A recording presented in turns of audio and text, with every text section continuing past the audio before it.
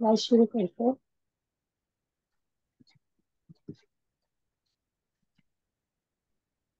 नमो अर्यन्ताणं नमः सिद्धाणं नमः आयर्यणं नमः वचानं नमः ललितासानं ऐसो पंचनमस्कारो सर्वपादापन्नस्मो मंगलानिधि सबसे जन्म हाथी मंगल श्रीमद् पन्नाभि स्वामी के चरणों में कोटि कोटि वंदन। आचार्य प्रवर एक हजारांश विजय रचि मजहब के चरणों में शश्वत नमन। संयम शिव चारित्रात्माओं के चरणों में कोटि कोटि वंदन। ज्ञान सीखने से पहले ज्ञान सीखने का पाठ बोलेंगे। जो जन था भाव से करे श्रोत्र का ज्ञान। ज्ञानावरणीय कर्म टले प्राप्त करे सद्ज्ञान। आपका ज्ञान अनंत है, मुझे ज्ञान की प्यास। केवल ज्ञानी मैं बनूं, यही है अंतिम। केवल दर्शी मैं बनूं, यही है अंतिम। इन शुभकामनाओं के साथ गौरी भगवान जो क्या कैसे मधु समी क्या कैसे बड़े क्या कैसे जो भी उसे जाना है सीखा है वही आपके सामने रखने का प्रयास है। सभी को सादर जय जगन सा प्रणाम सा। प्रतिक्रमण हमें आप कहाँ तक पहुंचते थे?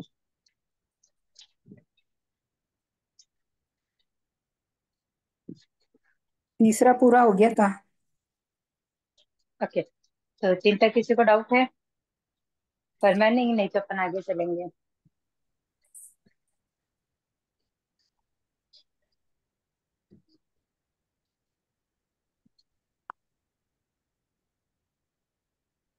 एक बार तीन तक उच्चारण करके चौथे का उच्चारण फिर लेते हैं। पहला अनुव्रत लाओ पाणा ई वायाओ विरमणम रस जीव बे इंद्रिय ते इंद्रिय चवरन पंचन दिए जान के पहचान के संकल्प कर उसमें सगे संबंधी स्व शरीर के लिए पीड़ाकारी और सापराधी को छोड़ निर अपराधी को हनने की बुद्धि से हनने का पचक खान। चावा जीवाय दुविहम तिविहणम न करेमि न कारवेमि मनसा वैसा कायसा। ऐसे पहले स्थूल प्रणातिपात विण्म व्रत के पंचयरा पय्याला जानिए व न सामरिय व समझाते आलून बंदे वय छह विच्छय आई भारे भात पान वच्छय जो मैं दिवसी अय्यारो खाओ तस मुच्छा में दुकर। दूसरा अणव्रत हुल्लाओ मूसा वाया ओम वीरमणम कर्णालिय गोवालिय भौमालिय नासा बहारो कुड़ सखीचे इत्यादि मोटा झूठ बोलने का पचक खान। चावाचीवाय दुविहम तिविहनम न करेमि न कार्वेमि मनसा वैसा कायसा। एवं दूसरा व्रत स्थूल रसावाद विम्र व्रत के पंचय्यारा जानियवा न सामार्यवा तमजाते आलम सहस्र बक्काने दस बक्काने सदारबंद भय मौसो भय से कुड़ले करने जो मैं देव से ग्यारह को तस्मिच्छा में रखूं। तीसरा अणुव्रत तुलाव अदिना दानाव वेरमणम हाथ थानकर गांठ खोलकर ताले पर कुची लगाकर मार्ग में चलते हुए को लूट कर तथा पड़ी किसी के अधिकार की बड़ी वस्तु चोरी की भावना से लेना इत्यादि पड़ा अतिदान का पचखान।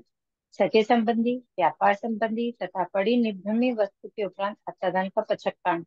चवचिवाय दुविहम तिविहणम न करेमि न कार्वेमि मनसा वैसा कायसा। एवं तीसरे व्रत स्थूल अत्यादान विम्र व्रत के पंचय्यारा जाणीवा न सामरियवा तमजाते आलू तेन्ना हाडे टक्कर पाओगे विरुद्ध रचाई कमे कुड़ तुल कुण माणे तपड़ी रुक बभारे जो में दिवसियो अय्यारो खाओ तस मुच्छा में दुपड़ो। चौथा अणुव्रत तुलाओ विहुणाओ विरमणम सदा मेरी एक संतोषी बात पूछनी हवस। हाँ, थी कि ये जो हम कर रहे थे और अब ये अणुव्रत है, तो अणुव्रत और हम्म, अतिचार में तो यही अंतर है ना कि वो संस्कृत में है, वो हिंदी में है। अणुव्रत और अतिचार में फर्क निकाल रहे हो आप ऐसा? हाँ जी, है तो हमने वही स्थूल सेम। और अणु हमने स्थूल पढ़े हैं हाँ तो जी, वो है बड़े स्थूल रूप स्थूल। में है। तो वो बड़े मतलब रूप में है। भाषा तो बड़े सेम ही रूप में है, बस मतलब वो संस्कृत में है, मतलब प्राकृत कह जी, लो। जी। बड़े रूप में तो किसी भी चीज को इजी से समझ जाए अपन जिसका अच्छा। त्याग भी करेंगे तो बड़े रूप में करने में आएगा। ये जी। अणुव्रत जो है वो छोटे रूप में है। जैसे अपन 12 हम्म। व्रत ग्रहण करते हैं ना, बहुत छोटी छोटी चीजों का त्याग करते हैं, बहुत हद तक हम्म। अपन अपने जीवन को मर्यादित कर लेते हैं। अच्छा। तो तो सिर्फ मतलब मैं वही वहाँ कह। स्थूल में सिर्फ अतिचार ही दिए हुए हैं, और यहाँ हम्म। थोड़ा अंदर का विवरण दिया हुआ है। अच्छा, सिमिलरिटी तो है वैसे काफी। जी। आप हिंदी करने जाओगे तो आपको बाधा नहीं आएगी, जी। जी। क्योंकि जो अणुव्रत में 5 अतिचार जो हम पढ़ेंगे ना अणुव्रत के अंदर, हम्म। उसका अगर हिंदी करेंगे तो आप स्कूल अगर आपको याद है तो आप उसका हिंदी में लिख पाएंगे, कोई बाधा ही नहीं आएगी उसमें। जी जी जी। ठीक। 3 तक कंप्लीट हो गए थे, सिर्फ एक मतलब रिवाइज मैं ये करना जानना चाह बचता रही है। थी, तो ये मैं ये जानना चाह रही थी, तो ये फिर ये जब हिंदी में हमने कर ली है तो फिर ये संस्कृत में भी ये क्यों कर रहे हैं? हिंदी में आपने क्या किया बताइए। स्थूल कर रहे हैं, सेम यही तो लैंग्वेज है। हम्म, कितना है ये बताइए। चलो पहले अणुव्रत, पहले स्थूल लेते हैं पहले अपन, ठीक है, पहले को समझोगे तो आपको 12 तक समझ में आ जाएगा। पहले स्थूल जी। फरमाइए आप। हाँ, पहला स्थूल प्रतिपात ब्रह्मवत के विषय में जो कि अच्छा लगा हो तो वालों। अर्थ क्या ठीक। हुआ उसका, कि पहला जो प्राणातिपात है यानी कि जो प्राणों की हिंसा है, जी। उसमें जो अतिचार दोष लगे हैं जी। उसकी आलोचना करता हूँ। कैसी आलोचना हाँ, है, रोष पसी गाढ़ा बंधन बांधा हो, धन्यवाद यानी कि जी। बहुत मोटे मोटे रूप में, कि पहले जी। पंचेंद्रिय की बात हो रही है वहां पर, गाढ़ा बंधन अच्छा। बांधा हो, गाढ़ा घाव गाला जी। हो। अब आप जी। मुझे बताइए, बेंदे तेंदे चौरंदे जीवों को आप गाढ़े बंधन से बांध सकते हो क्या? वो तो सीधे मारे ही जाते हैं ना हमारे हाथ से। हाँ हाँ हाँ। अभी चाहे जूलिक है, मच्छर है, मक्खी है, इन सबको अपन बांध के रख सकते हैं क्या? नहीं नहीं। तो वहां नहीं। पंचेंद्रिय जीव की बात हुई, कि भाई रोज से गाढ़ा बंधन बांधा हो, गाढ़ा घाव गला हो, अवयव का छेद किया हो, या अधिक भार भरा हो। अधिक भार किस पे भरेंगे बताइए? एक बेंदे तेंदे चौरंदे पर कर पाएंगे क्या? त्रियंश पे ही, हाँ त्रियंश पे ही करते हैं। पतंजलि। तो एकेंद्र बेंदे तेंद्रे त्रियंश। पे कर पाएंगे क्या? मतलब नहीं सॉरी, नहीं बेंदे चौरंदे पंचेंद्रे पे कर पाएंगे क्या? सिर्फ नहीं पंचेंद्रे पे नहीं, कर पाएंगे ना? त्रियंश पे वो चेंद्र पे, हाँ जी। उन्हीं पे कर पाएंगे। तो वहां बात क्या हाँ। हुई है, बड़े रूप में, मतलब जो बड़ी, अच्छा। मतलब जैसे पंचेंद्रिय जीव की बात को आप समझ जाएंगे ऐसे तो जल्दी समझ में आ जाएगा आपको, कि पंचेंद्रिय को अपन समझ रहे हैं ना, पंचेंद्रिय कौन है? सीरियस में पंचेंद्रिय है तो वो अपने काम आते हैं, अब चाहे गाय हो भैंस हो, उनका दूध निकालते हैं, अपने काम आता है। ठीक जी है। जी। गधे जो होते हैं वो भार ढोने के काम आते हैं, घोड़े हैं वो हम्म। घुड़सवारी करने के काम आते हैं। जी जी। ठीक है। वहां बेंडे तेंदे चौरंदे की बात नहीं की गई है। मतलब वो हम्म। मोटा रूप है, सिर्फ मोटे रूप में उसको समझना है कि पंचेंद्रिय में कैसे हो सकता है, अणुव्रत में आके उसका सूक्ष्म रूप जानना अपने को। जो हम्म। स्थूल पढ़े हैं उसमें थोड़ा और अंदर जाना है, कि 5 अतिचार तो हमने हम्म। पढ़ लिए, लेकिन वो भी किस हम्म। किस वे के अंदर है। जैसे अच्छा। 5 अतिचारों में पहला ये स्थूल था ना, अभी अणुव्रत को ले लीजिए एक बार, कि हाँ भाई जी। पहला अणुव्रत तो लव पाना ही पाणा ही हुआ। वायो। हाँ हाँ। बात वही है कि किसी भी जी। प्राणों की हिंसा की हो, और यहाँ प्राणों हम्म। की हिंसा कौन सी है, त्रसजीव में बेंद्रिय हम्म। तेंद्रिय चौरंद्रिय पंचेंद्रिय, इन सबकी बात वहां पर आ गई है। हम्म। इनको क्यों मारना है क्यों नहीं मारना है ये बात यहाँ पर कही गई है, जी कि भाई कोई जी। अपराधी है, उसकी अपराध की सजा उसको मिलनी चाहिए, और कोई नहीं अपराधी नहीं है लेकिन फिर भी हमने हम्म। उसको मारा तो हमको दोष लगेगा। और कोई अपराधी भी हम्म। है, अगर अपने लिए कुछ ऐसा हो गया, कोई घातक हो गया कि उसको मारना है तो मारा, बाकी क्यों मारना है? अभी जैसे मच्छर हमको काटते हैं ना, जी। ठीक है, लेकिन जो जानकार है समझदार है कि जिसकी इंसान नहीं करनी, वो क्या करेगा? उड़ा देगा उसको उसको। सिर्फ उड़ाने की कोशिश करेगा, उसको मारने की कोशिश नहीं करेगा। नहीं करेगा, नहीं लेकिन जो करेगा। जो इसकी यतना नहीं रखता है, या जो ये चीज नहीं हम्म। समझता, वो क्या करेगा? वो उसको फटाक मार से देगा। उसको मार देगा। जी जी जी। तो तो अणुव्रत में इस चीज का विस्तार दिया गया है। अच्छा। ठीक है जी। क्लियर हुआ? डाउट है? नहीं नहीं, क्लियर क्लियर। Thank you. अगर डाउट है तो फिर से बोलो, मैं फिर से कोशिश करती हूँ। नहीं, ये तो पता है, मैंने याद तो कर रखे हैं, लेकिन मुझे यही लगता है कि हमने पहले ये सारे हिंदी में भी कर सीखे हैं, अब ये संस्कृत में सीख रहे हैं। हालांकि मैं बोलती हूँ, मुझे तो याद है, लेकिन बस एक डाउट था, वो क्लियर कर लिया। नहीं नहीं बिल्कुल। देखो ये जी क्लास इसीलिए है, देखो प्रतिक्रमण लमसम सबको याद है, बहुत कम जी लोग जी। शायद क्लास के अंदर होंगे जो शायद प्रतिक्रमण लर्न करने के लिए यहाँ बैठे होंगे। क्योंकि सही बात। लमसम अर्थ को समझने के लिए, उसके भाव को समझने के लिए, कि अपन जो प्रतिक्रमण कर रहे हैं ना, देखो लर्न अपन बचपन से करते हैं। सही अपने बात। जेंडर में क्या है कि अपन बच्चों को जो संस्कार मिलते हैं ना घर से, वो जी जी। नकार मतलब ठीक तो सामायिक है, प्रतिक्रमण है, 25 बोल है, ये हर मतलब माता पिता का वो रहता है कि नहीं बच्चों को आना चाहिए। सही बात। ठीक है, वो उनको जी लर्न करवा देते हैं। जी लेकिन जी जी। उसका जो बेस होता है ना, कि इसके अर्थ को समझना, इसके भावों को समझना, तो वहां तक अपने को जाना है। जी। Okay sir. तो हम अपनी इस क्लास के अंदर एक तो शुद्धि पर फोकस कर रहे हैं, कि जिनका याद है, जो याद कर रहे हैं, वो शुद्धि पर ध्यान देंगे। और एक अर्थ, अर्थ का मतलब वो नहीं है कि एक एक वर्ड का अर्थ है। उस पूरा जो पार्ट है ना, उसका मीन्स क्या है, उसका मतलब क्या है, क्या क्यों बताया गया है, वो चीज अपने को जाननी है। क्योंकि अर्थ एग्जाम के लिए याद करने हैं। जी अर्थ जी। को समझ के रखेंगे, तो उस पूरे पाठ के भाव को अपन समझ लेंगे। चलिए, चौथा अणुव्रत फुल्लाओ मिहुणाओ वेरमणम सदा संतोषे अवशेषम मेहुण विहिम पचत चावचिवा देव देवी संबंधी दुबिहम तिविहेण न करेमी न कार्वेमी मनसा वैसा कायसा तथा मनुष्य तिव्यन संबंधी एक विहणम एक विहम एक विहेणम न करेमी कायसा।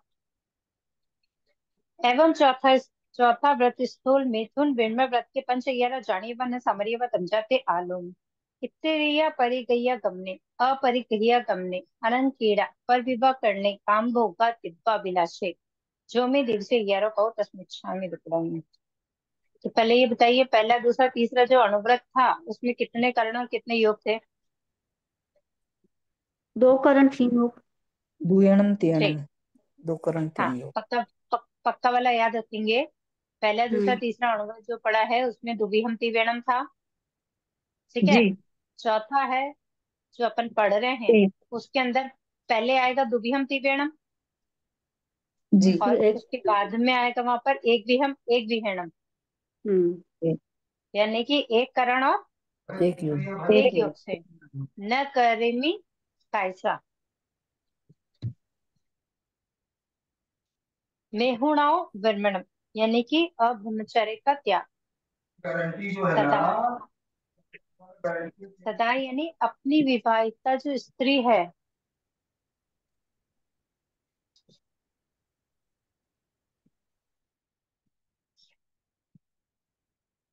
अपनी विवाहिता चाहे वो अगर जैसे ये आया यहाँ पर सदा संतोषी है, यानी ये पुरुषों के लिए है।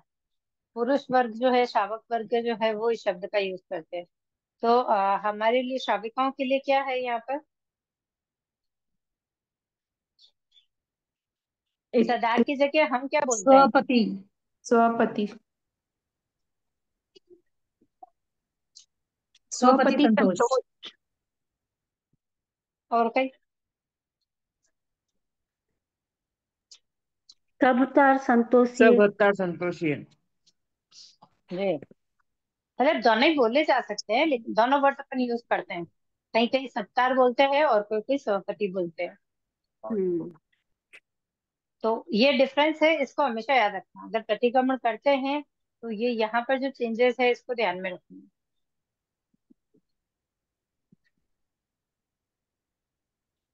सदार संतोषी है या सत्तार संतोषी है, यानी कि अगर सदार संतोषी है तो अपनी पत्नी के लिए है, और सबतार संतोषी बोलते हैं तो अपनी विवाहिता पति पति में संतोष करती हूँ।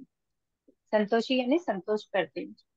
अवशेषम, अन्य पुरुष या स्त्री में मैं हूँ विहीन मिथुन सेवन का पश्चातामी प्रत्याख्यान करता हूँ या त्याग करती हूँ।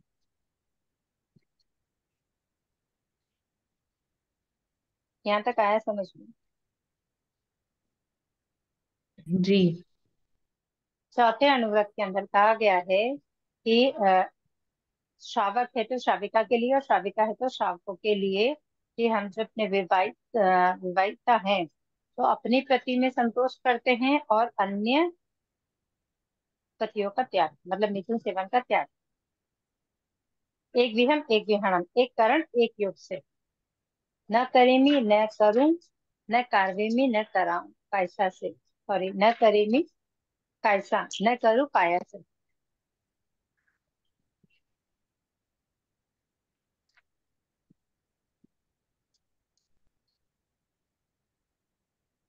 देव देवी संबंधी तुभिहम तिभिहम नेहोर विहीन पचकामी का त्याग करती हूँ. देवी संबंधी यानी कि देवी के संबंधी तुभिहम तिभिहम दो करण तीन योग से. आपकी आवाज नहीं आ रही.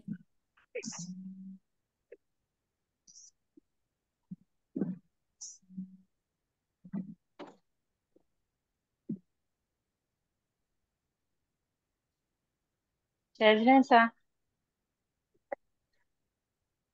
हाँ अब आ रही है. ओके. पचकामी जावत जीवाय जब तक जीवन है. देव देवी संबंधी यानी कि देव और देवताओं के संबंधी तुभिहम तिभिहम दो करण तीन योग से. न करूं न कराऊं मुझे वचन से काया से. मनुष्य तीर्यन संबंध यानी कि मनुष्य और तीर्यन इनके संबंधी एक व्यम एक व्यम न करूं काया से.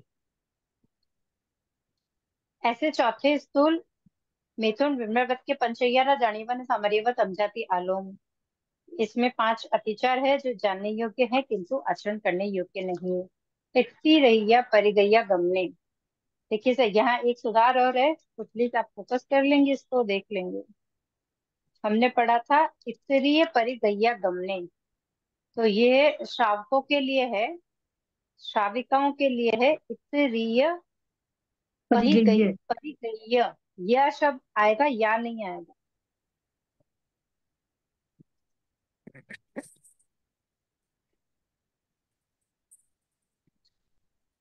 Okay sir.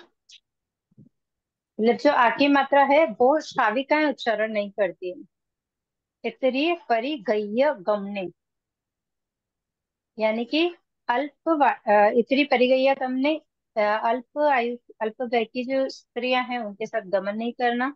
अपरिगैया गमने सगाई हुई स्त्री है उनके साथ गमन नहीं करना. अनंकीड़ा अनंग क्रीड़ा न की हो. पर विवाह करने पराय का विवाह नाता न कराया हो. काम भोगा तिवा बलशे, काम भोग की तीव्र अभिलाषा न की हो. इसको अपन ने जब चौथा स्थूल पढ़ा था तो उसको अच्छे से समझा था, तो आप लोग अगर दीदी एक बार आपने देख अल्प लेंगे. व्यय का क्या मतलब बताया, अल्प व्यय का? छोटी आयु वाली, अच्छा अल्प आयु, कम कम आयु वाली. अच्छा अच्छा ठीक है। तो जो भी दिवसीय 11 स्मृता में जो दिवसीय अतिचार में मेरे द्वारा लगे हों तो वो मेरे लिए निष्फल हो. पांचवा अनुव्रत हुलाओ परिक्का हो विरमणम. श्वेत वस्तु का यथा परिमाण, हिरण्य सुवर्ण का यथा परिमाण, धन्य धान्य का यथा परिमाण, द्विपद चपत का दुष्पद का सॉरी द्विपद चतुष्पद का यथा परिमाण, रुपये का यथा परिमाण एवं जो परिमाण किया है उसके उपरांत अपना करके परिग्रह रखने का पचखान. जावचीबाई एक विहम तिविहणम न करीमी न करीमी मनसा वैसा कैसा. एवं पांचवे व्रत स्थूल परिग्रह बिण्व व्रत के पंचयरा जानियवन समरीव तमजाते आलोम.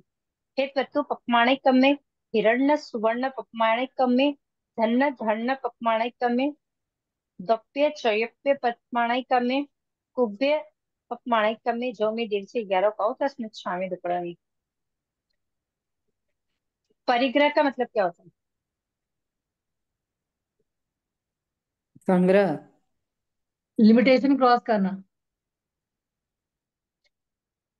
अधिक जोड़ रखना, बहुत सारी चीजें इकट्ठा करके रखना. तो वो तो अपन करते ही है ना.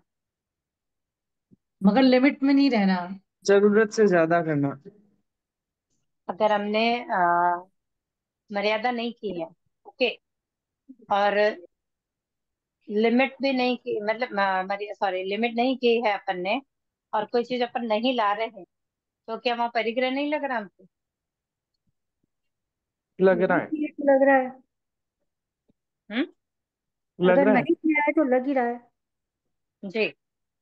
तो परिग्रह यानी संग्रह करना हुआ, लेकिन संग्रह जितना है उतने की मर्यादा कर कर बाकी का त्याग करना जरूरी है वहां पर. तो परिकहा यानी परिग्रह।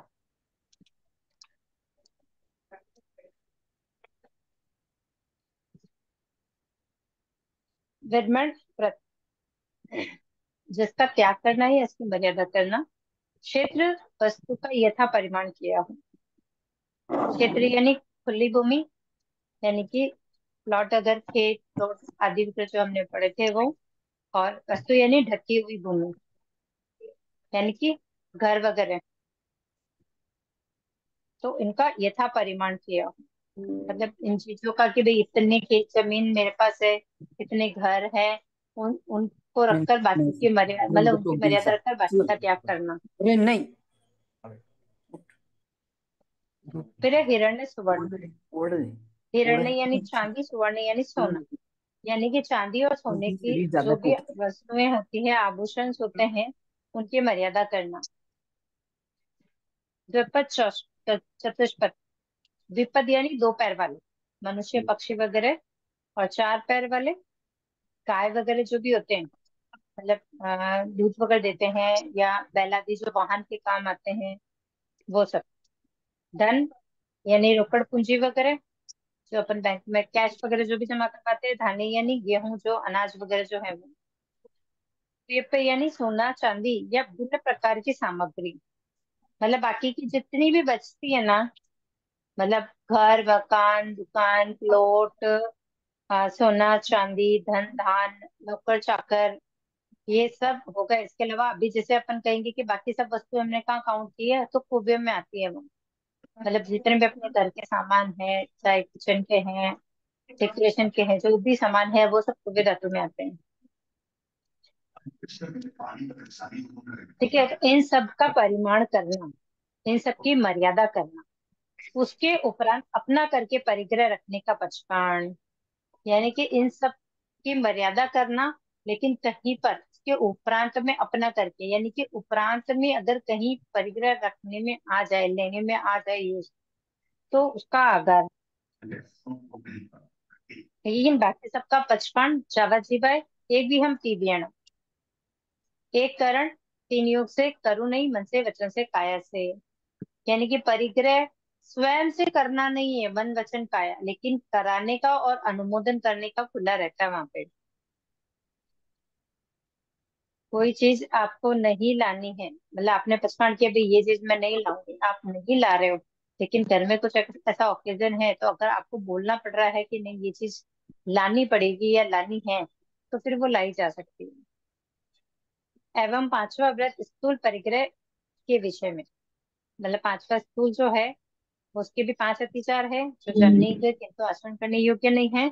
चतुर्थी पप्पणाइकमे, हिरण्य शून्य पप्पणाइकमे, धन्य धान्य पप्पणाइकमे, दोपचपत पप्पणाइकमे, कुबेर धातु पप्पणाइकमे। खेत तत्व यानी क्षेत्र और वस्तु का जो परिमाण किया है, उसका अतिक्रमण, अतिक्रमण यानी उल्लंघन किया हो, मतलब जो मर्यादा की है उसका उल्लंघन करना।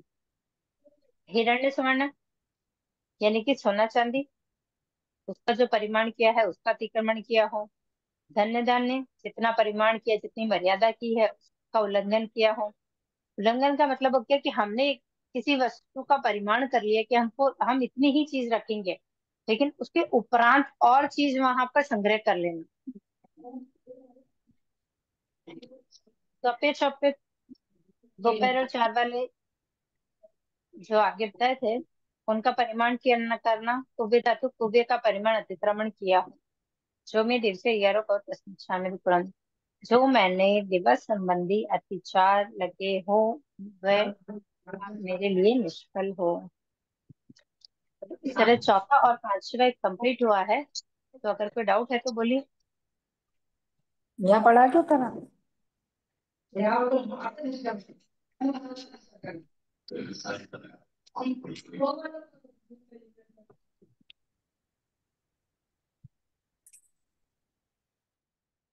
चलिए छठा पढ़ लेते हैं फिर हम।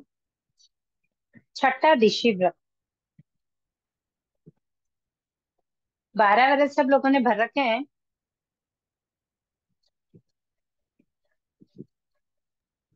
हाँ हाँ नहीं। सबने भर रखे हैं, सबने मर्यादा कर रखी है। नहीं मैडम। जिन्होंने नहीं कर रखी है वो करने के भाव रखेंगे।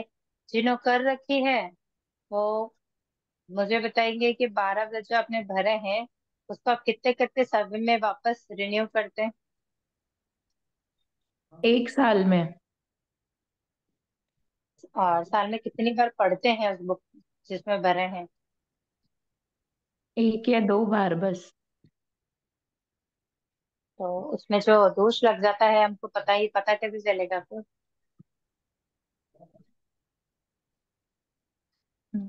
बार बार पढ़ना पड़ता है क्या? आप जब तक अपन किसी चीज पर जैसे अपन ने मर्यादा की है, ठीक है, लेकिन मर्यादा करने पर अगर अपन ने नई नई किसी चीज है, अभी जैसे अपन ने पढ़ा बेंद्रिय तेंद्रिय चौरेंद्रिय, ठीक है, हिंसा विला विषय है, आपने बहुत सारी चीजों की मर्यादा करनी, ठीक है, अब आपने 6 महीने में पढ़ा, तो क्या आपने जो 6 महीने में किया है वो आपको याद रहेगा क्या। नहीं, याद नहीं रहेगा। ठीक है, जैसे आपने कहा कि भाई लक्ष्मण रेखा मैं नहीं घुमाऊंगी, लेकिन 6 महीने में सोचो कुछ ऐसी कंडीशन आ गई कि आपको वो लक्ष्मण रेखा घुमानी पड़ी, तो क्या आपको याद रहा वो। नहीं। नहीं रहेगा तो अत्याचार जो लगेंगे उसका दोष वहां पर लगने वाला है।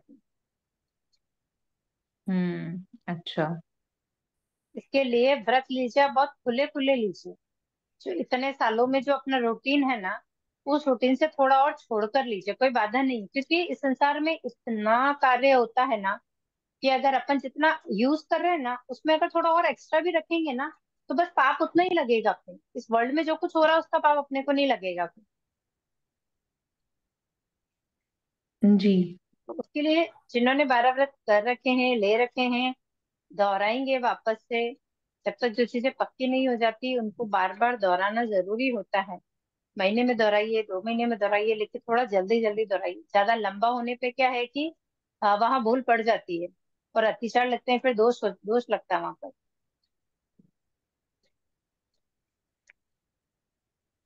ओके। छठा दिशव्रत। छठे में कितने करण और कितने योग से लिया गया है। पांचवा। एक करण श्याम 3 योग। बताओ। एक करण 3 योग। अब छठा। छठा दिशव्रत। उड़दिशी का यथा परिमाण, अहोदिशी का यथा परिमाण, दिशी का यथा परिमाण एवं जो परिमाण किया है उसके उपरांत स्वेच्छाकाय से आगे जाकर 5 आश्रव सेवन का पचखान। जावज्जीवा एक भी हम पीवेणम न करिमि न कार्वेमि मनसा वैसा कायसा एवं छठे दिशव्रत के पंचय्यार जणीवन समरियव तमजाते आलून। उड़दिशी पप्पणे कमी, अहोदिशी पप्पणे कमी, दिये दिशी पप्पणे कमी, चित्त बुद्धि सही अंतरता जो मे दिवसी यारो कौ तस्मिच्छामि दुक्कड़म। छठा दिशव्रत यानी कि ये दिशाओं के बारे में बता रहा है। देखिए अब तक जो 5 अणुव्रत हमने पढ़े, हमने अणुव्रत पढ़े हैं, यही महाव्रत में आते हैं। मतलब साधु संत जब कोई भी श्रावक या श्राविका दीक्षा लेते हैं, साधु के सती बनते हैं, तब वो अणुव्रत की जगह महाव्रतों का पालन करते हैं। मतलब जो हमने 2 करण 3 योग से, 1 करण 3 योग से जो लिए हैं, वहां पर वो 3 करण 3 योग से उसका पालन करते हैं, 1 से 5 तक। ये छठा है जहाँ दिशा की मर्यादा की बात की गई। उड़द दिशा का यथा परिमाण यानी कि ऊंची दिशा में जो जो भी मर्यादा की है उसका उल्लंघन करना, नीचे दिशा में उसका उल्लंघन करना, और तिरछी दिशा में भी उसका उल्लंघन करना। एवं जो परिमाण किया है उसके उपरांत स्वेच्छा काया से आगे जाकर जितना जितना परिमाण किया है, ऊपर नीचे और चारों दिशाओं में, 6 दिशाओं में जितनी भूमिका की मर्यादा की है, हद रखी है आने जाने की, ठीक है, उसके उपरांत आगे जाना। ठीक है, अपना अपनी काय से, स्वेच्छा काय से, मतलब कोई भेज ही नहीं रहा है, कोई लेके नहीं गया हमको जबरदस्ती कि हमको किसी ने मतलब बेहोश कर दिया है, कोई उठा के ले गया, वहां वो बात नहीं हो रही है। यहाँ पर ये बात हो रही है कि कोई लेके गया, उसको नहीं मान रहे हैं, वहां पे स्वेच्छा काया से, अपनी ही काया से अपन काया को आगे ले जा रहे हैं। अपन ने पचखाण किया 1 करण 3 योग से कि न करूं मन से वचन से काया से। ठीक है, अब न खुद नहीं करूंगी, करवा सकती हूँ और अनुमोदन कर सकती हूँ, लेकिन जब खुद ही उसमें चलने के लिए काम करेंगे तो वहां दोष लगेगा। उसके उपरांत स्वेच्छा काया से आगे जाकर 5 आश्रम सेवन का पचकांड, यानी कि स्वेच्छा काया से अगर आगे गए हो, वहां आश्रमों का सेवन किया हो, तो उसका त्याग करती हूँ। शवत जीवा एक सीवेणम, जीवन पर्यंत एक करण 3 योग से, न करिमी मनसा वैसा कायसा, करू नहीं मन से वचन से काया से। एवं छठे ऋषिवत के पंच 11 जानी वन सामरिवत समझते आलोम। छठा ऋषिवत है, इसके पांच पांच अतिचार है जो जानने योग्य है किंतु आचरण करने योग्य नहीं। ऊढ़दिशि पप्पाणिकमे, अहोदिशि पप्पाणिकमे, तिर्यदिशि पप्पाणिकमे, चित्त बुद्धि संयंत्रधा जो में दिशा और तस्मिच्छामि दुक्कम। ऊढ़दिशि पप्पाणिकमे, ऊंची दिशा का परिमाण अतिक्रमण किया हो, यानी कि ऊंची दिशा का जितना परिमाण रखा हो उसका अतिक्रमण यानी उल्लंघन किया हो। अहो अहो दिशि पप्पाणिकमे, यानी नीची दिशा का परिमाण अतिक्रमण किया हो। तिर्य दिशि पप्पाणिकमे, तिरछी दिशा का परिमाण अतिक्रमण किया हो। चित्त बुद्धि, यानी कि एक दिशा का क्षेत्र घटाकर अन्य दिशा में बढ़ाया हो, मतलब क्षेत्र बढ़ाया हो। कैसे क्षेत्र की एक दिशा, जैसे चारों दिशा में रखे 5-5 किलोमीटर है, वहां पर क्या किया, एक दिशा में जा रहे हैं, अब वहां 5 किलोमीटर तो हो गया, ठीक है ना, अपन ने चारों दिशाओं का रखा था, अब लेकिन आपने चारों दिशाओं का 5-5 किलोमीटर रखा था, तो आप वहां 5 किलोमीटर से आगे नहीं जा सकते। आपने क्या किया, ठीक है ना, बाकी तीनों दिशा में नहीं जाऊंगी, तीनों दिशा में से इसमें जोड़ लूं, तो ऐसे में दोष लगता है। वो अतिचार है। सही अंतर था, क्षेत्र परिमाण भूल जाने पर तथ्य या संदेह पड़ने पर आगे चला हो, मतलब चलते चलते भूल ही गए हो कि अपनी कितनी मर्यादा रखी हो, एक दूसरे में जोड़ दी हो, तो वो भी अतिचार लगता है। 6 तक क्लियर है? जी मैम। बस एक ये डाउट था कि आप जैसे बोले ना, महाव्रत में साधु साध्वी 3 करण 3 योग से लेते हैं, और हम हमारे लिए अलग अलग है हर एक अनुव्रत में, तो वो कैसे याद रखेंगे? 5 तक ही तो है, 5 महाव्रत की बात की थी मैंने। देखिए, हम्म। हिंसा का सर्वथा त्याग करते हैं। अगर 25 बोल आता है आपको, तो हम्म। 23वां बोल क्या है? तीसरा? 23वां, 25 नहीं, बोल का 23वां बोल क्या है? नहीं वो याद हम्म? नहीं है। हाँ, साधु जी ये के 5 योग वाला महाव्रत, ही है। अच्छा। ठीक है ना। तो वहां क्या कहते हैं, सर्वथा प्रकार से साधु जी हिंसा का त्याग करें। 3 करण 3 योग है, मन से वचन करे, करे नहीं, कराऊ नहीं, अनुमोदन नहीं, मन से वचन से काया से, हम्म। ठीक है। हमारी तो छूट है। अब हमने हाँ। हिंसा में क्या किया, अपन ने बेंदे तेंदे चौरेंद्रिय की मर्यादा की, वो भी किससे की, 2 करण 3 योग से। करूँ नहीं, कराऊ नहीं, मन से वचन से काया से, यानी कि अगर किसी ने ये काम किया है, तो किसी भी वे में अगर हमारी तरफ से अनुमोदना हो रही है, तो हम उसके लिए खुले हो गए। अच्छा। और अपने यहाँ बेंदे तेंदे चौरेंद्रिय, एक इंद्रिय तो अपन ने खुला ही रखा हुआ है ना, क्योंकि एक हम्म। इंद्रिय बिना तो अपनी गाड़ी कहाँ चलती है। वो हमको ये करना ही आपने पड़ता है। तेईस में का क्या बताया, ये मैं एक्चुअली चली गई थी। सॉरी, 23वें का क्या बताया आपने? 23वें बोल, 25 बोल में नहीं मैंने ये पूछा, मैंने क्या बात हुई थी जो मेरी डेटा चलिए रुक गई थी। बस महाव्रत के बारे में कुछ बता रही थी सा, कि 5 अच्छा। महाव्रत अहिंसा, सत्य, आचौर्य, जी ब्रह्मचर्य हाँ और जी, हाँ जी, अपरिग्रह, हाँ जी, हाँ ये जी। साधु जी पालन करते हैं। हाँ। और अपन इसको जैसे पहले से 3 तक, 2 करण 3 योग से, ठीक है। अच्छा, हाँ। चौथा जो आएगा, देखिए बहुत कम कम जगह है जो डबल बार आ रहा है, तो उसको थोड़ा सा ध्यान में रख लेंगे, ताकि लमसम सिमिलर है, उसमें दिक्कत नहीं आएगी। फर्स्ट टू थर्ड है 2 करण 3 योग से, ओके। फोर्थ वाला आता है, पहले स्टार्टिंग में जब बोलेंगे 2 करण 3 योग आता है, और नीचे उसके बाद में जब बोलेंगे, तो 1 करण 1 योग, 1 करण 1 योग आता है। हाँ, वो ब्रह्मचर्य वाला ना? जी, ब्रह्मचर्य में 1 करण 1 योग आता है, जी ठीक है। जी जी। आप इसको नोट डाउन करके रखिए, पूरे 12 व्रत जब हम जी पढ़ेंगे ना, तो आप बिल्कुल निकाल लेंगे कि कहाँ पर 1 करण 1 योग आया है, कहाँ पर 2 करण 3 योग आया है, कहाँ पर 1 करण 3 योग आए हैं, जी जी। ठीक है। फिर 5वें से 1 करण 3 योग चालू हुए, 4 तक कंप्लीट हो गए, मतलब 4 तक में ऐसा कहेंगे द्विवियम त्रिवियम आता है, फिर एक वियम आता है, ठीक है। फिर पांचवा, छठा और सातवां, इन तीनों के अंदर कौन सा आता है? एकवियम त्रिवियनम। जी, एक करण तीन ये योग। तीनों के अंदर, जी, पांचवा, छठा, सातवां, इनमें एक वियम त्रिवियम ही आता है। तो मुझे नहीं लगता कि यहाँ तक कोई कंफ्यूजन है 1 से 7 में, क्योंकि सिर्फ अगर ऐसा याद रखेंगे तो 1 से 4 तक, 5, 6, 7, मतलब 1 से 4 तक द्विवियम त्रिवियम, और पांचवे, छठे और सातवें के अंदर एक वियम त्रिवियम। तो सिर्फ फर्क कहाँ आ रहा है ये बताइए? चौथे और चौथे में आ पांचवे, चौथे में।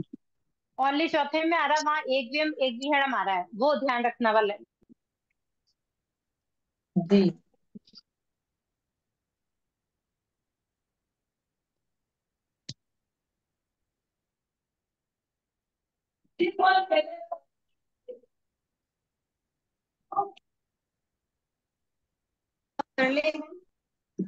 वो मनुष्य और त्रियन संबंधी में ना दीदी, क्लास में एकवियम करवाएं त्रिवियनम। कटर है। जी। एकवियम एकवियनम मनुष्य और त्रियन संबंधी में है।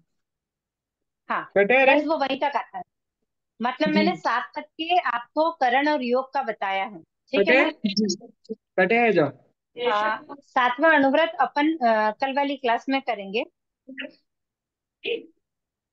क्योंकि वैसे भी थोड़ा लंबा जाने वाला है। उसको अच्छे से समझेंगे, कारण है कि सातवें को समझने से आप जो 14 नियम लेते हैं उसमें काफी अच्छा खुलासा यहाँ पर हो जाएगा। फिर 10वें में जाकर पूरा कंप्लीट हो जाएगा कि 14 नियम कैसे लिए जाते हैं।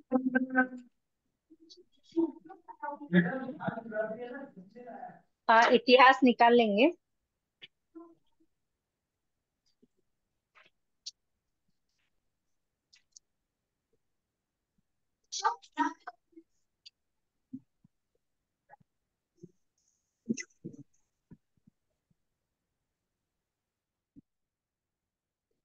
जी, इतिहास में हमने कहाँ तक कंप्लीट कर लिया था?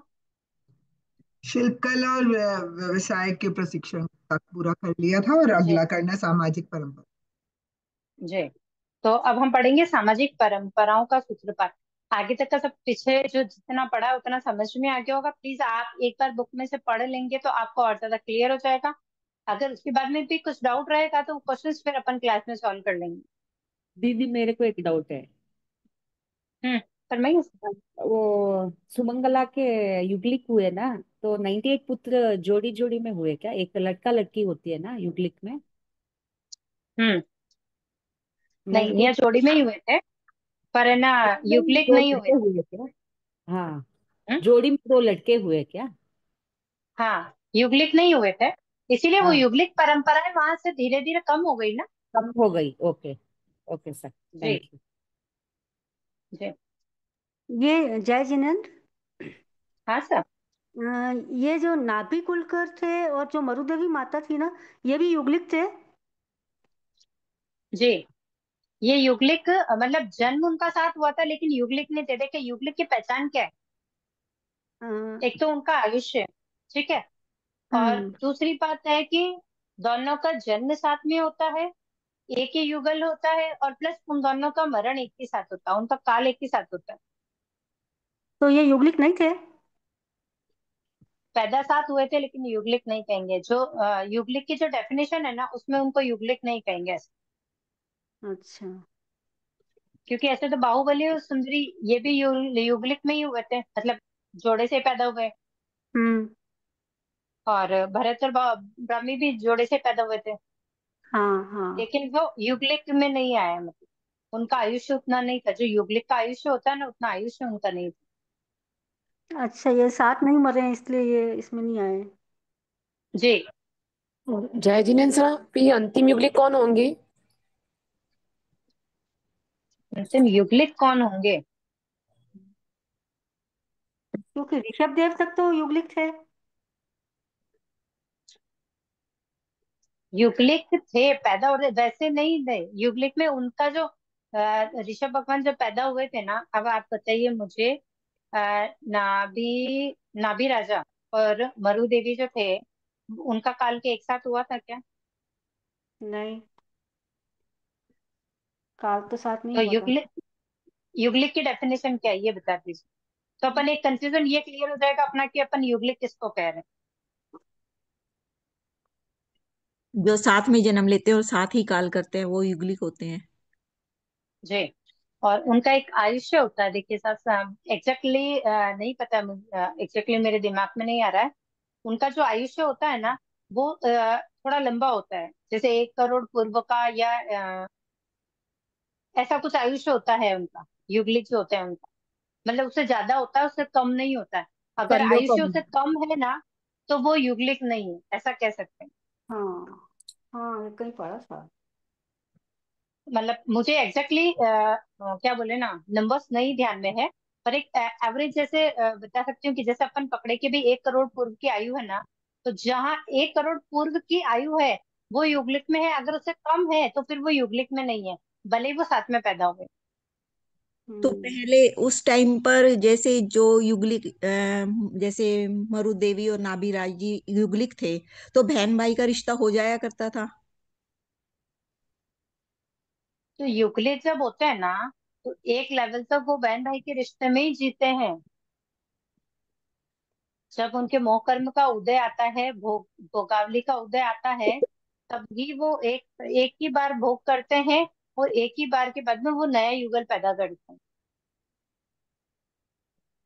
पर ये युगलिक के रूप में पैदा तो हुए थे भगवान ऋषभ देव और सुमंगला जो थे ना, वो युगलिक के रूप में, मतलब युगलिक जैसे अपन क्या करें कि साथ में जन्म होना, एक लड़का एक लड़की साथ में पैदा हुए, अपन उसको युगलिक ही बोल रहे हैं ना। तो ये हाँ जी। जन्म तो इनका हुआ, लेकिन इनका आयुष्य क्या था? भगवान ऋषभ देव का आयुष्य क्या था बताइए? 84 लाख 80 लाख पूर्व का। 84 लाख पूर्व। 84 लाख पूर्व था ना। इसका मतलब जो एक एवरेज, देखिए मैं क्वेश्चन लिख के रखती हूँ, डेफिनेटली आपको उसका राइट आंसर बताऊंगी कि युगलिक का आयुष्य काल कितना होता है, ताकि अपना जो ये कंफ्यूजन है ना वो क्लियर हो जाएगा। क्योंकि 84 लाख वाला जो होता है ना, वो वो तो युगलिक में थे। युगलिक में आते ही नहीं है, ऐसा कह सकते हैं अपन। हम्म। तो अब ये कहाँ तक चले हैं? तो अपन ने पहले का जो तीसरा आ रहा है, उसका 84 लाख 3.5 माह, सॉरी 3 वर्ष 8.5 माह, ये जब शेष रहते हैं ना, तब भगवान ऋषभ देव का जन्म होता है। इससे पहले युगलिक काल चल रहा था, उसके बाद में धीरे धीरे ये घटने चालू हुए। और पहली अकाल मृत्यु बताई थी उसके अंदर, कि युगलिक में पहली अकाल मृत्यु हुई, बस वो अकाल मृत्यु हुई, वहां से ये सब सिंगल सिंगल चलने लगे, और उसी के बाद में सारी चीजों में परिवर्तन आया।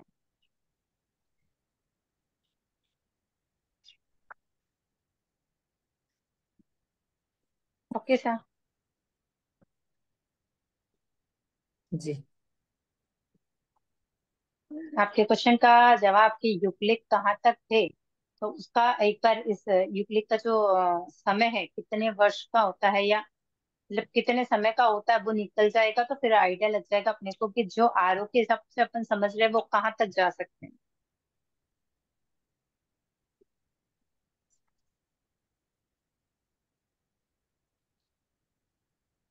कैसा? तो अब सामाजिक परंपराएं हैं, सूत्रपात है, जैसे अपन कहते हैं ना कि सारी मोह माया है, या ये परंपरा है, ऐसा करना है वैसा करना है, ये सब कहाँ से शुरू हुई थी, तो उसके बारे में अपन पढ़ेंगे।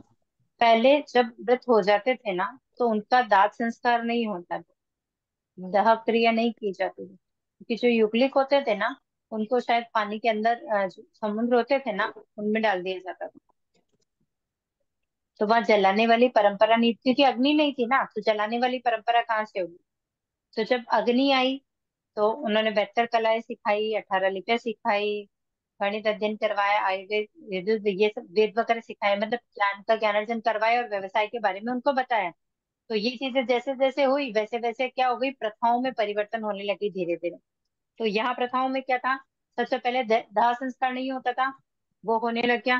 दाह संस्कार जब होने लगा, तो पारिवारिक परिवार जो बना था ना, कुटुंब जो बना था, उसमें क्या मम्मत से जगने लगी कि मतलब ये मेरा है। मतलब अगर उसके जाने पर उसका रोना, ये सब चीजें वहां से चालू हुई। तो मृत्यु के बाद रोने का, स्मृति में वेदी बांधने का, तो बनाने की प्रथा चल रही है। ये नाग पूजा है या अन्य उत्सव जो भी है, इस प्रकार की बहुत सारी परंपराओं का जन्म वहीं से ही हुआ था। मतलब ये सब भगवान ऋषभ देव के समय से ही चला आ रहा है। और चूंकि वहां उस समय वर्ण और जाति वाली व्यवस्था नहीं थी, क्योंकि वहाँ युगलिक थे, सब एक से ही थे, तो वहां पर जाति और वर्ण की आवश्यकता ही नहीं पड़ी। तो ऐसा कुछ किया ही नहीं, कोई भेदभाव ही नहीं था। ऊंच नीच वाला कोई ऑप्शन नहीं था वहां पर, कोई भेदभाव नहीं था वहां पर। और वापस कल्प वृक्ष से जब उनका जीवन यापन होता है, तो कभी कर्म भूमि पे वो उतरा ही नहीं, कि वो अकर्म भूमि वाली बात हो गई कि वहां पर है, वो अकर्म भूमि है, उनको कर्म करना ही नहीं है वहां पर। अपनी इच्छा मांगनी है, पूरी हो जाएगी, और उनका जीवन व्यापन हो रहा है वहां पर। तो जैसे जैसे काल बीतता गया ना, फिर सामाजिक संगठन बनाने पड़े। राजा बना, राजा ने नगरी बसाई, ऐसे छोटे छोटे संगठन बनाए। तो उनके अंदर फिर कि भाई कौन कैसे रहेगा, किसको किस में काउंट किया जाएगा, ये सब चीजें उस बाद में डिवाइड हुई। मतलब सामाजिक का जो सूत्रपात हुआ, ये जो मम्मत्व जगह, ये संगठन बने, उसके बाद में कि भाई कौन किस किस कैटेगरी में आएगा, ये चीजें वहां पर आई। तो सबसे पहले भगवान ने क्षत्रिय, वैश्य और शुद्ध, ये तीन वर्णों की स्थापना की। तीन वर्ण वर्ण में डिवाइडेशन हुआ था। तो क्षत्रिय में है जो शस्त्र धारण कर आजीविका चलाते हैं, वे क्षत्रिय कहलाए। वैश्य खेती और पशुपालन आदि के द्वारा जो जीविका चलाने वाले थे, वो वैश्य कहलाए। मतलब जो जो काम कर रहे थे ना, उस काम में उनकी जाति का डिवाइडेशन हो गया, उनका वर्ण बांट दिया गया वहां पर। शुद्ध में सेवा शुश्रूषा करने वाले को शुद्ध कहलाए। ठीक है, ये तीन जो थे उनका, इन वर्णों की स्थापना किसने की थी? भगवान ऋषभ देव ने। जी। तो हमारे यहाँ चौथा वर्ण भी अपन पढ़ते हैं ना, क्षत्रिय वैश्य शूद्र ब्राह्मण। जी। चौथा जो पढ़ते हैं ना, वो भरत ने भारत किया में। था। भरत महाराज ने चौथा ब्राह्मण वर्ण की स्थापना की थी।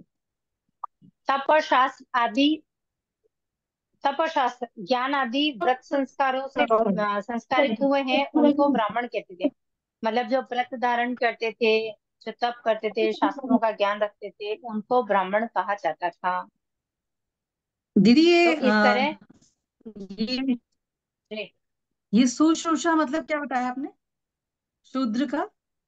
से, सेवा सेवा करते हैं ना हम, सेवा शुश्रूषा करना, कि भाई किसी की सेवा कर रहे हैं, रोगी आदि है या अपने ही परिजन है, उन सबकी सेवा शुश्रूषा करना, सेवा भावना रखना। सेवा और शुश्रूषा मतलब दोनों का मतलब एक ही है? मतलब एक ही है, सेवा ही है। सेवा है, उसको थोड़ा सा उच्च शब्द यूज कर सकते हैं। ठीक है। ओके। उसके बाद भगवान ऋषभ देव के धर्म चरित्र का परिवर्तन कब हुआ, वो देखेंगे। भगवान ऋषभ देव का आयुष्य था 84 लाख पूर्व का। वो कुमार अवस्था में रहे 20 लाख पूर्व तक। ठीक है। 63 लाख यानी कि 63 लाख पूर्व उन्होंने राज्य का संचालन किया। कितने हो गए टोटल? 83। 83। मतलब 84 में से 83 लाख पूर्व तो वो मतलब संसारी जीव ही बने रहे थे। अंतिम जब 1 लाख पूर्व बचा था, तब उन्होंने अपने पुत्रों को राज्यभार सौंप दिया और स्वयं दीक्षा लेने चले गए। तो जब वो दीक्षा लेने गए थे, तो कितने लोग उनके साथ थे? 1000। 1000 या 10,000? 4000। 4000। 4000। चार 4,000। 4,000, हाँ। 4,000। भगवान ऋषभ देव जब दीक्षा लेने गए, तो उनके साथ 4,000 व्यक्तियों ने दीक्षा ली थी। दीदी, और जब उन्होंने हाँ, जी फरमाइए। 84 लाख पूर्व मीन्स क्या दीदी? पूर्व यूज कर रहे हैं ना हम इस ये एज में। जी जी। इसको नेक्स्ट क्लास में बताऊं, कल बताऊं, चलेगा? कल ठीक है शाम ठीक को है। शाम की क्लास में। मैं हाँ बताऊं? ओके। नहीं, इसको थोड़ा सा विस्तार करके बताएंगे क्लास में, सबको समझ में आ जाएगा, इसके लिए थोड़ा वेट करना। ओके वरना दीदी। वो हो जाएगा, उसको लूंगी तो, क्योंकि अपना समय कम बचा है ना पीछे। ठीक है दीदी। तो आप मुझे याद दिला देंगे एक बार हाँ कल क्लास में, तो पहले अपन इसको कर लेंगे, फिर अपन आगे बढ़ेंगे। दीदी किस बारे में बात कर रहे हो? जी, आप किस बारे में कह रहे हो कि बाद में बताएंगे? ओ क्या हुआ? पूर्व रास्ता। पूर्व का, क्योंकि अभी क्या 5 7 10 मिनट ही बचे ना, तो 10 मिनट में मैं उसको नहीं लेना चाह रही हूँ, जो विषय चल रहा है वो भी छूट जाएगा बीच में। तो कल क्लास स्टार्ट होगी तो पहले अपन उसको ले लेंगे, उसके बाद में फिर अपन आगे चल लेंगे, ऐसा ओके दीदी।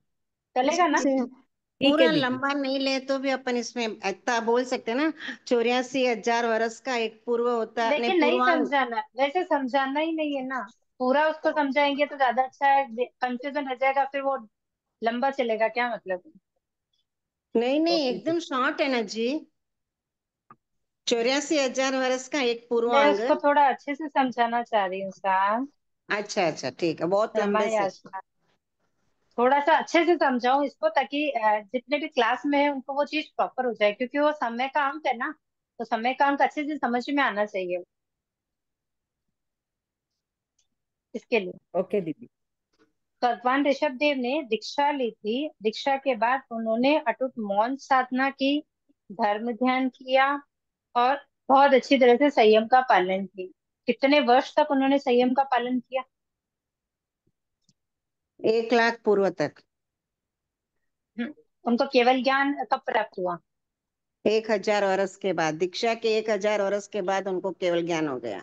जी, तो 1 1000 वर्ष तक उन्होंने मौन साधना की, धर्म ध्यान में लीन रहे, निर्दोष संयम का पालन किया, तब जाकर उनको 1000 वर्ष होने पर, मतलब 1000 वर्ष बीत चुके थे, उसके बाद में उनको परि कोरिमताल, अयोध्या जो है उसका उपनगर है, वहां के वट वृक्ष के नीचे उनको केवल ज्ञान केवल दर्शन की प्राप्ति हुई।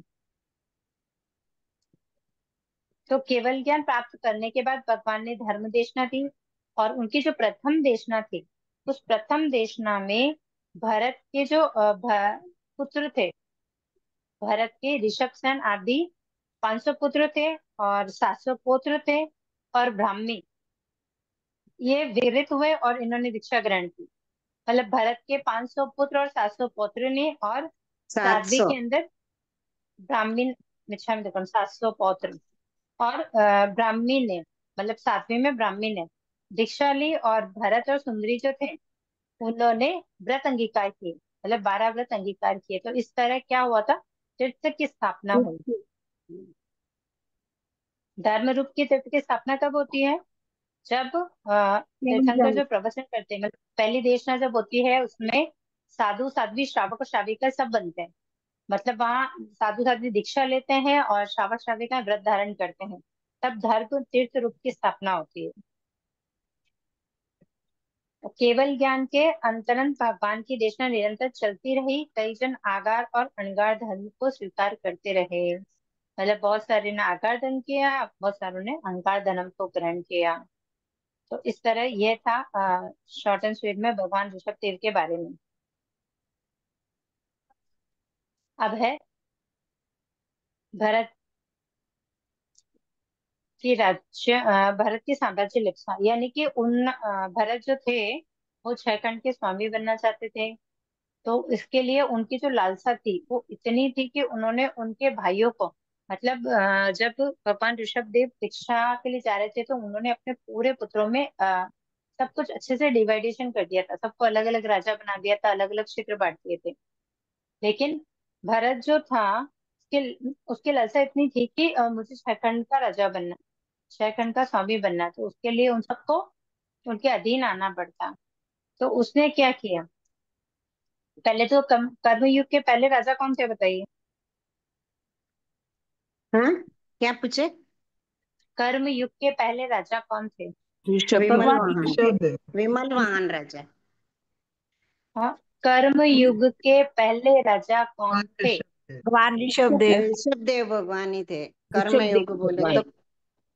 जी, जिस क्वेश्चन को समझेंगे ना, डिफरेंट, बहुत थोड़ा थोड़ा डिफरेंस है, लेकिन समझेंगे नहीं तो गड़बड़ हो जाएगी। भगवान ऋषभ देव जो थे वो कर्म युग के पहले राजा थे। अपने 100 पुत्रों को अलग अलग राज्यभार सौंपे उन्होंने और फिर मुनि बन गए।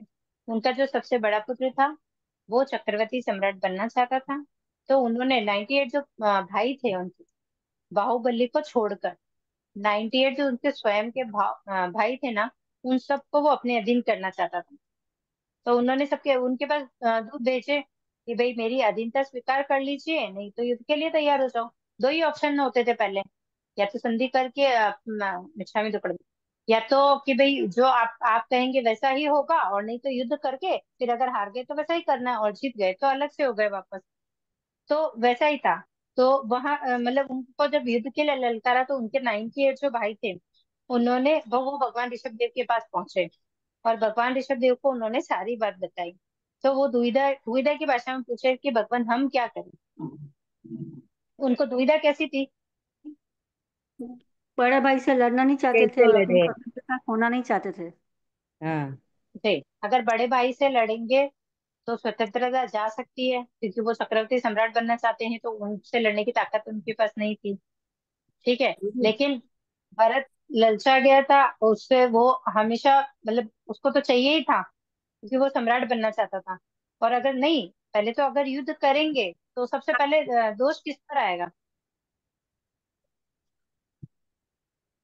भरत पे। मतलब परंपराएं बदल जाएगी ना, परंपराओं पे चलती थी पहले बात, कि जैसा अभी अपन नहीं कहते हैं कि ये चीज चल रही है आगे भी यही चलेगी। जहाँ परिवर्तन आता है वहां पर हम कहते हैं कि भाई अब इस मतलब ये एज शुरू हो गया तो अब वैसा ही चलना वही है। तो। जनरली अपन देखो, तो शादी ब्याह होते हैं अपने, तो क्या करते हैं कि भाई चलो ये कोई किसी ने नई चीज शुरू की है, तो फिर वो हर जगह चालू होती है नहीं होती, हर फंक्शन में वो मतलब हर शादियों में वो चीज मिलती है कि नहीं मिलती, बताइए। मिलती है। मिलती है।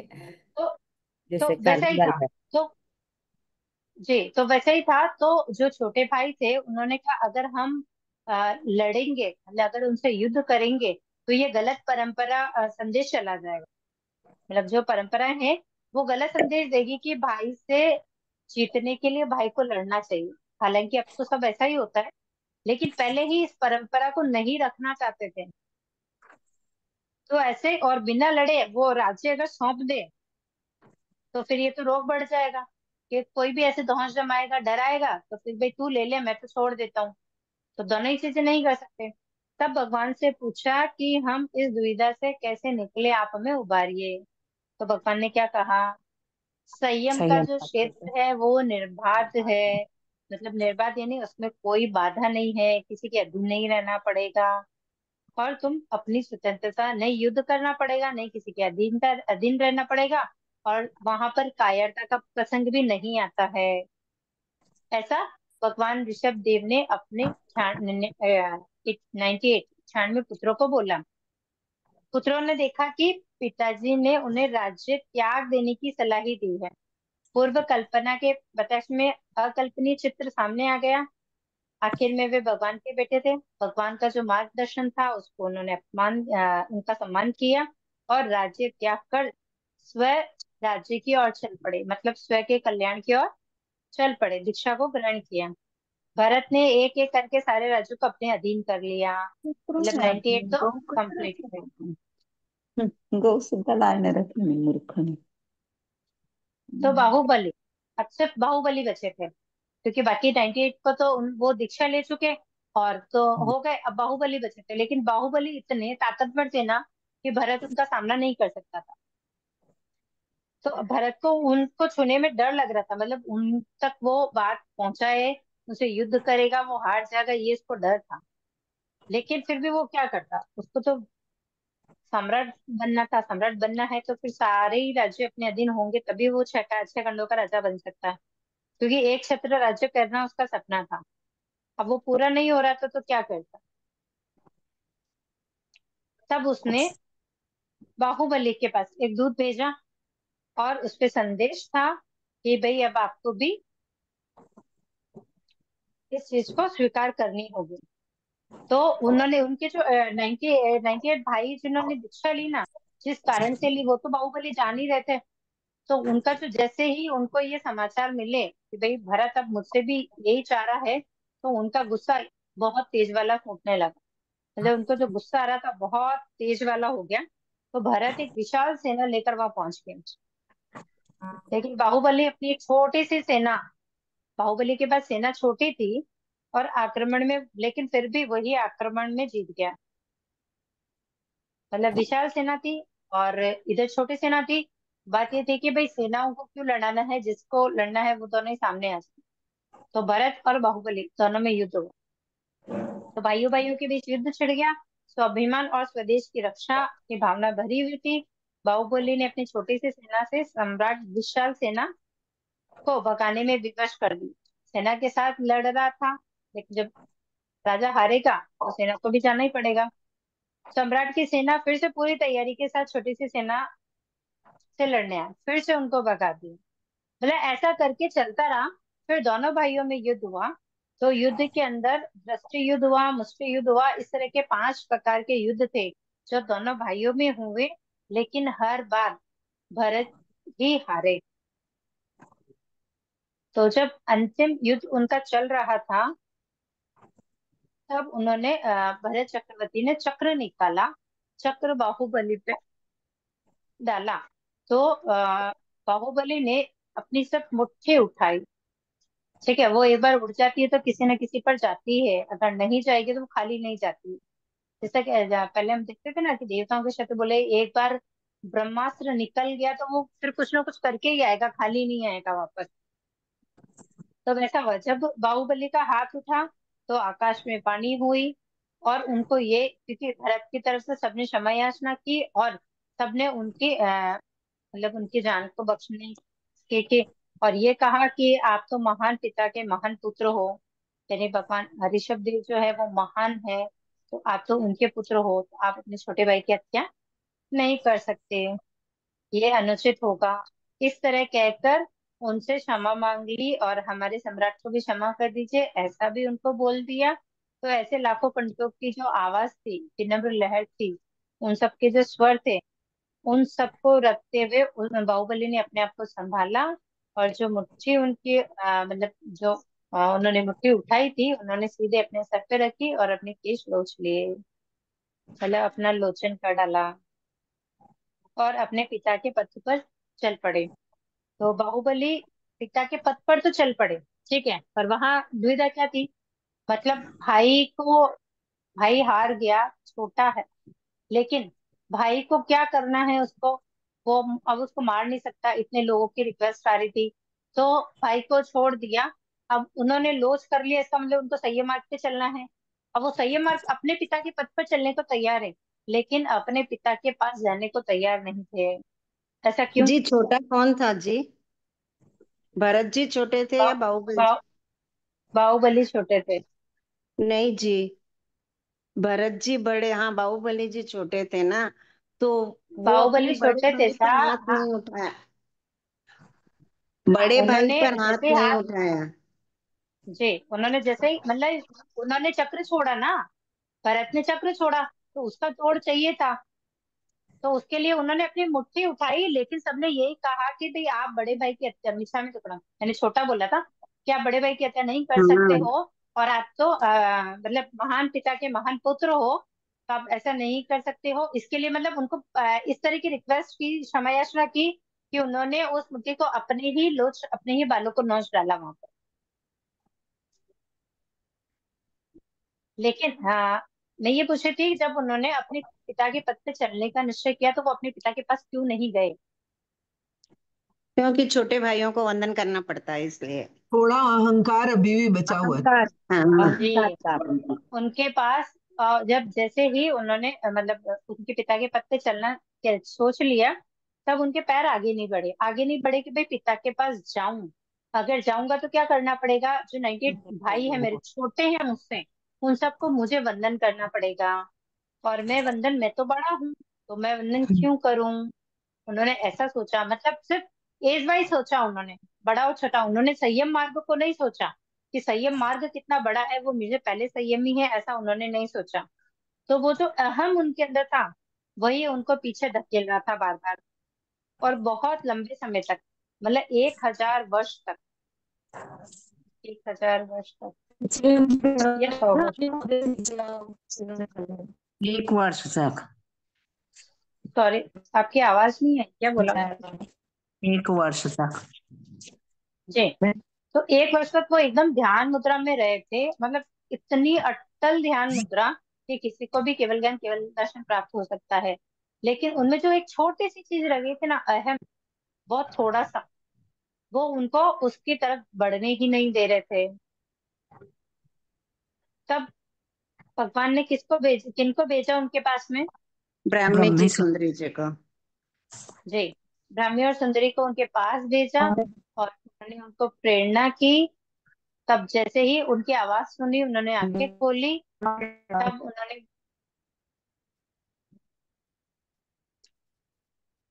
तब उन्होंने जब उन दोनों को देखा तो विनय से उनकी आंखें झुक गई, और उनके जो स्वर उनके पड़े थे, ब्राह्मी और चंदन बाला के जो स्वर थे जो उनके कानों में पड़े थे, वो एकदम हृदय के ब्राह्मणी और पार हो सुंदरी गए। जी। ब्राह्मणी और सुंदरी जी, उनके जो वर्ड्स थे ना, वो उनके कानों में पड़े, तो वो एकदम हृदय के पार हो गए थे। तो जब उन्होंने उनको देखा तो उनकी आंखें झुक गई थी कि छोटे बड़े की मान्यता एक व्यवहार है, मतलब व्यवहार में छोटे और बड़े वाली बात करते हैं, संयम में वो वाली बात नहीं होती है। तो जब छोटे भाइयों को मैं नमस्कार करूं तो मेरा तुच्छ सा चिंतन था कि भाई मैं महान साध्य विलीन हो गया हूँ, या अवस्था लौकिक मापदंड है। लोकोत्तर जगत में छोटेपन और बड़ेपन मापदंड बदल जाते हैं। जब अपन ऐसे जनरल संसार में रहते हैं तो क्या करते हैं, बड़ों को प्रणाम करते हैं ना, छोटों को कहाँ करते हैं।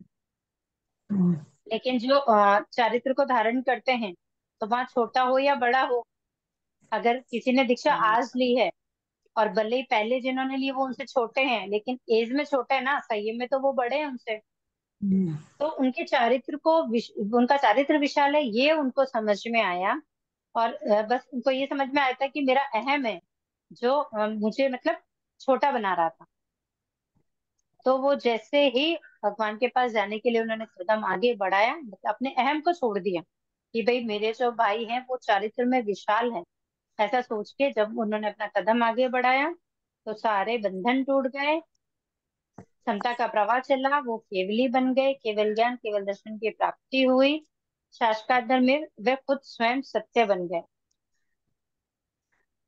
तो इस तरह बाहुबली अपने अहम को छोड़कर और अपने पिता के पास पधार गए थे और अपने भाइयों को वंदना की। तो ये थी तो इसमें पीडीएफ में भरत। है क्या सब? हाँ सर, स्टोरी है पीडीएफ में, मैंने अपने शब्दों में बताई है, पीडीएफ में पढ़ेंगे तो प्रॉपर मिल जाएगी आप। बहुत काफी डिफरेंट है इस स्टोरी में, थोड़ा बहुत डिफरेंट बता रहा है। पीडीएफ से तो काफी थोड़े सेम है, में फर्क पीडीएफ आता में है। सेम है। मैंने पीडीएफ फोटो कॉपी करा के देख रही हूँ, तो देखने में सुविधा हो रहा है, आप भी वही करवा लीजिए। ओके। क्योंकि मैं जितना बता रही हूँ ना, थोड़ा अपने शब्दों में बता रही हूँ, पूरा पढ़ नहीं, अभी रीडिंग करने लगूंगी ना आप लोगों को नींद आने लग जाएगी, क्योंकि स्टोरी जैसा है ना वो, आप एक एक वर्ड्स आपको पढ़ने ही पड़ेंगे, क्योंकि रीड तो आपको करना पड़ेगा। मैं उसका सारांश आपको बता रही हूँ ताकि वो चीज आपको ध्यान में रह जाए बस।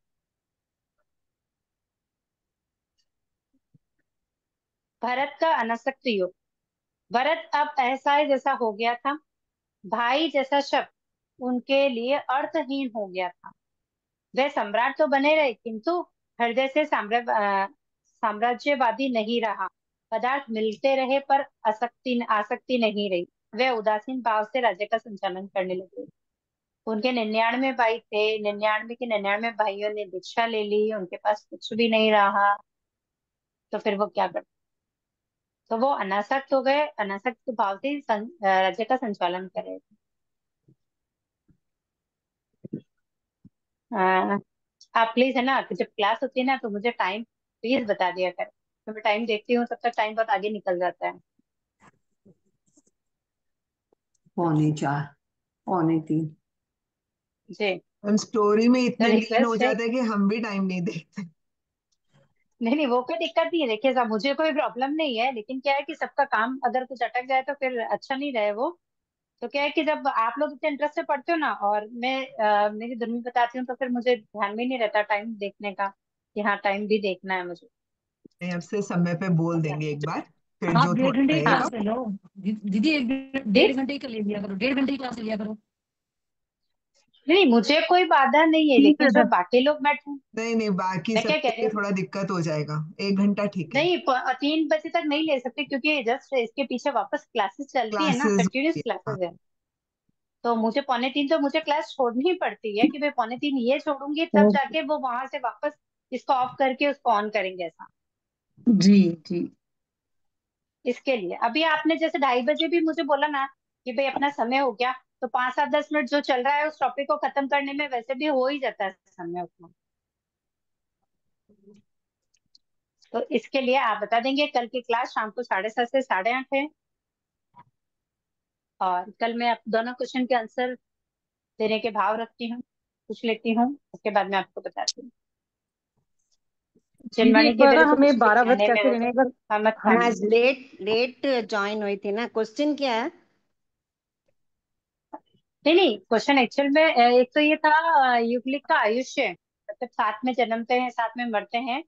तो हाँ। युगलिक जो अपन पढ़ रहे हैं उसमें वो चीज नहीं है, दोनों अलग अलग ही बता रहे हैं। तो उसका एक आयुष्य पता लगाना था, कि भाई जो प्रॉपर उनका आयुष्य कितना होता है युगलिक का। उससे कम होने पर वो युगलिक नहीं रहते, साथ में पैदा तो होते हैं पर युगलिक नहीं रहते।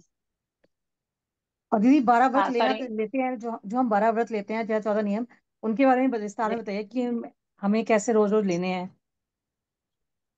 रोज रोज जैसे आप व्रत की अगर बुक भरी है ना, तो उसको महीने में नहीं एक आध बार अपन खोल के पढ़ते रहे। नहीं भरी है तो पहले इसको समझ लेते हैं।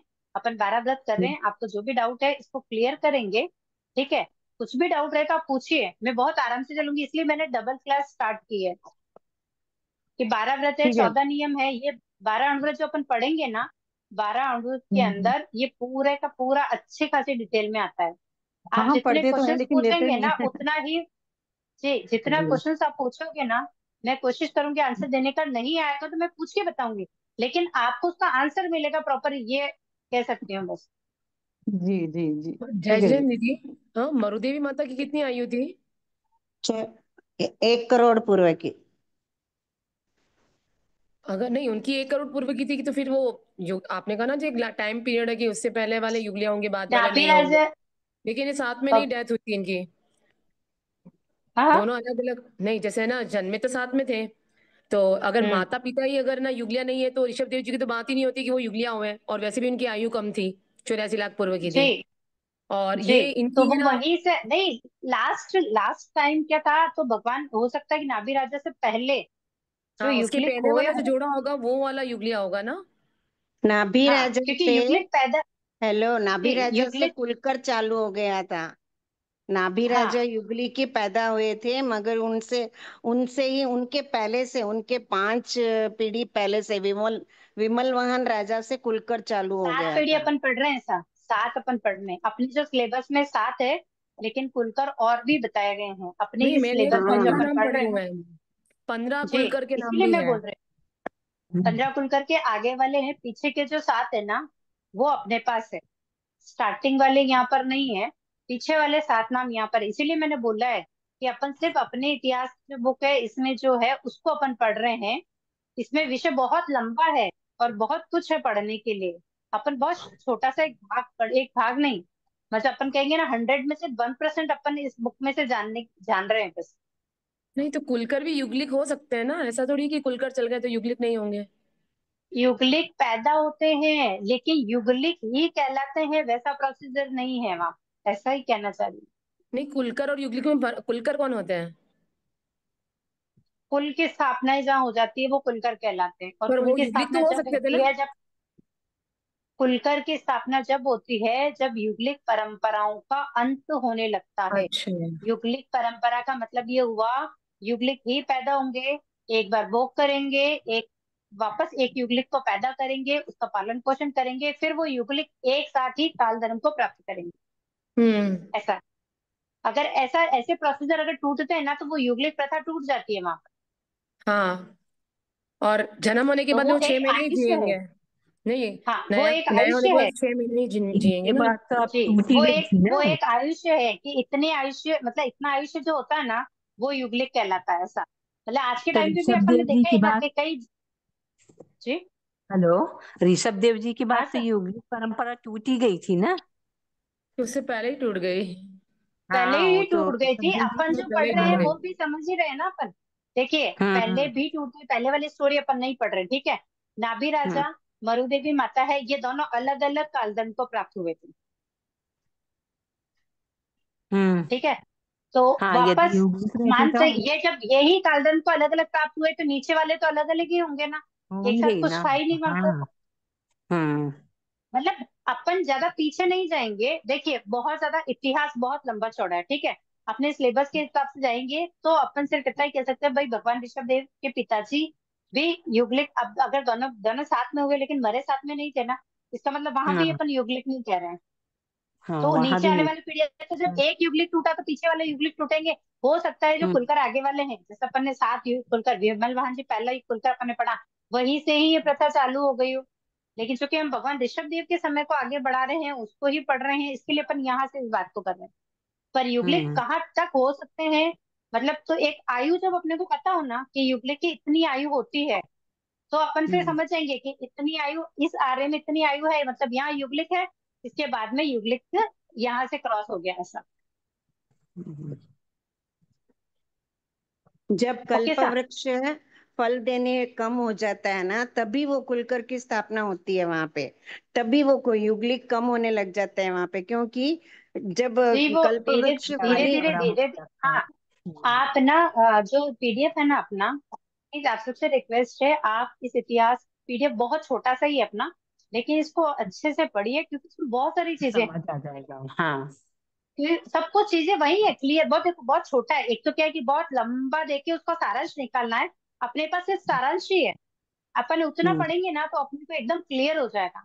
तो आप लोग को से रिक्वेस्ट है कि अपन इतिहास पढ़ना शुरू कर दिया है, आप प्लीज पीडीएफ निकाल लीजिए, और जब भी अपन पढ़ रहे हैं ना पीडीएफ को अपने पास रखिए, ताकि हम्म। जल्दी से समझ में आ जाएगा। जय ओके था। जिनेन्द्र। जी। जिनवाणी के विरुद्ध कुछ भी कहने में आया हो तो क्षमत थामना, मत खाओ। कृतज्ञ व्यक्त करेंगे। अहो गुरुवर कृपा करी, दीन ज्ञान की दान, भव भव में ना भूलेंगे, आपका उपकार हो गुरु सा, आपका उपकार है, विनय जो हो गया उसको माफ करो, मेरे सारे कर्म कलुष को आप ही साफ करो, गुरु सा आप ही साफ करो। बोलिए श्रमण भगवान महावीर स्वामी की जय। जय जय। आचार्य प्रवरीखा जनरल श्री विजयराज जी महाराज साहब की जय जय। जय। सभी संयमशील चारित्र आत्माओं की जय। जय। जय। जय हो, कमत जय खान सभी ने को, ऐसा जय बहुत जिनेन्द्र साहब, बहुत बहुत बहुत आभार आभार आपका। साहब। जय जिनेन्द्र नमस्कार साहब। जय नमस्कार। जिनेन्द्र। जय जिनेन्द्र साहब।